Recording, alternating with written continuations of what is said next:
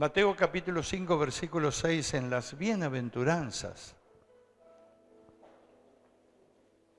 Jesús dijo, bienaventurados los que tienen hambre y sed de justicia,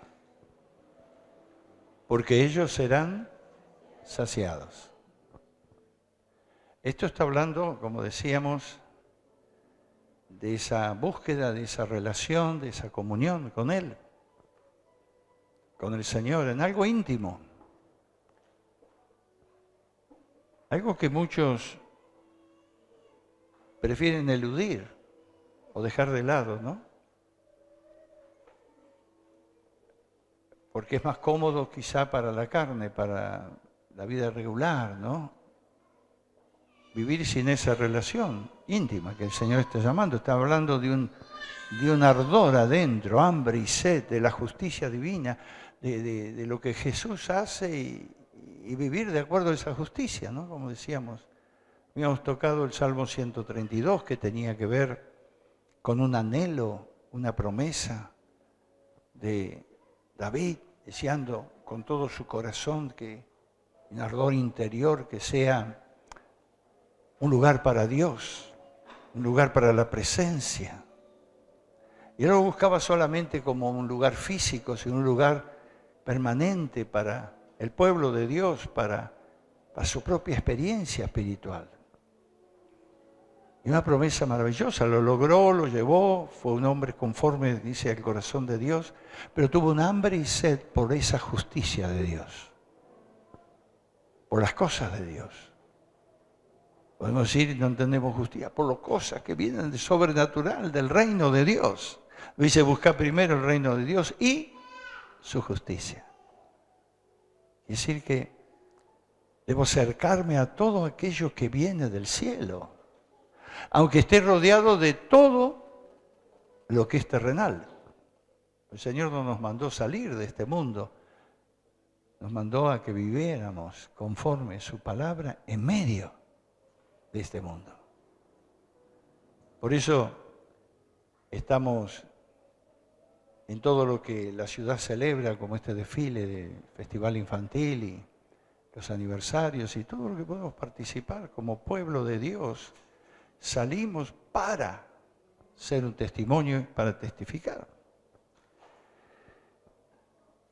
El otro texto es 1 Pedro capítulo 2, versículo 9, porque nosotros tenemos que tener presente dos vías de desarrollo en nuestra vida espiritual. Entonces, 1 Pedro 2, 9 tiene que ver con esta canción que cantamos, ¿no? También, porque habla algunos aspectos que tienen relación con este texto de Pedro, ¿no? 1 Pedro 2:9 dice, mas vosotros sois linaje escogido, real sacerdocio, nación santa, pueblo adquirido por Dios. Y toda esta primera parte de este versículo tan vibrante de Pedro tiene que ver con lo que hablamos de tener hambre y sed de Dios, de su justicia. Porque la obra de Dios ha sido hecha, dice Pedro, linaje escogido, real sacerdocio, nación santa, pueblo adquirido por Dios. Y pueblo adquirido por medio de la sangre preciosa de Jesucristo, ¿no? Esa es la obra interior que solamente el Espíritu Santo puede hacer, y eso es cuando Él pone ese deseo de ser más y más real sacerdocio, linaje escogido, nación santa. Tomar esto en lo personal para vivirlo en plenitud, en esa relación maravillosa que debemos tener con Dios y en esa dependencia que debemos tener con el Señor cada día. Así que Pedro estaba hablando también de esa bienaventuranza maravillosa de buscar las cosas del cielo, ¿no? Cosas de Dios. Pero ahí está donde él ve la otra vía. Y así como el otro día hablábamos de la vía vertical, ¿no? De la cruz, que es la relación con Dios, Pedro ve también la parte horizontal, la otra vía. El otro equilibrio necesario en la vida espiritual para crecer y desarrollarnos. No basta solo con la relación con Dios, como no basta con la segunda vía de dar testimonio, nada más. Hay una complementación entre las dos cosas, por eso Pedro dice acá bien claro lo que somos. Pero somos por algo, Dios ha hecho esa obra por algo y debemos mantener esa relación vital con Él, esa dependencia con Él en todas las cosas. Dice, y ahí tenés la segunda parte del texto. ¿Para qué? Te está hablando, ¿no? Allí en 2:9 de 1 Pedro. Para que anunciéis. ¿Qué quiere decir anunciar? Proclamar, decir, testificar, hablar. Las virtudes de aquel que te ha llamado de las tinieblas a su luz admirable. Está hablando de Jesús, está hablando de Cristo. Yo debo anunciar y proclamar las virtudes de aquel que me ha sacado de tinieblas y me ha traído a su luz.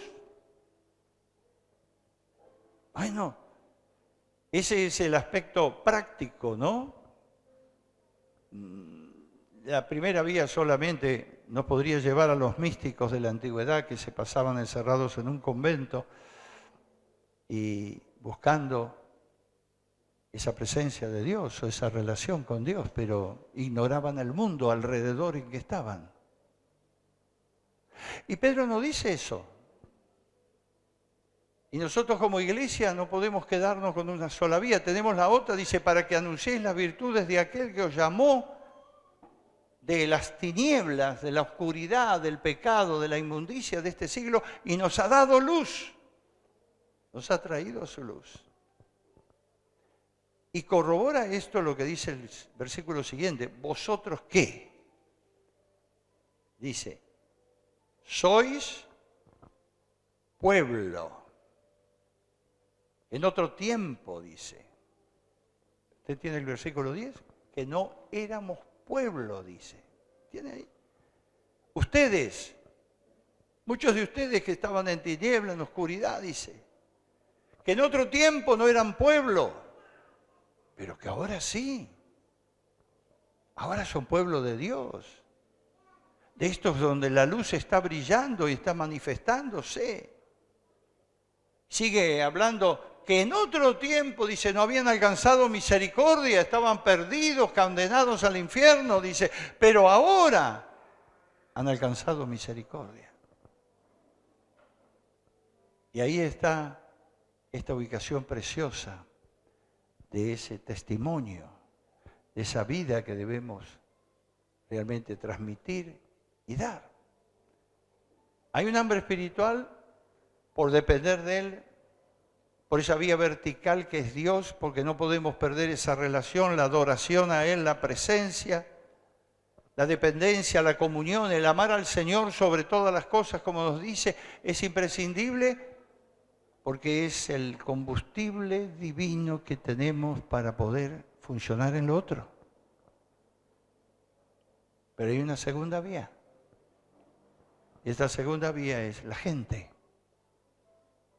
¿A quién vamos a anunciar? A gente, personas que no conocen, que no saben nada, que están perdidos. Esto habla de misión. ¿Sí? Podemos tener una visión alta del cielo y de las cosas que Dios nos pone por delante y nos encarga. ¿Cuánto más tenemos una misión? Hablar, llegar a la gente con ese mensaje de vida. Eso es servicio. Eso habla de un amor sin medida, porque es el amor de Dios, como decíamos, ese amor que nos impulsa, nos lleva. Eso es testigos, ser testigos, así como fue Esteban, recuerda cuando hablamos, dispuesto a sufrir aún atrocidades de los que se levantan en contra, porque no todo es favorable. No siempre cuando se va a testificar se encuentra la gente abierta, ven, ore por mí, yo necesito.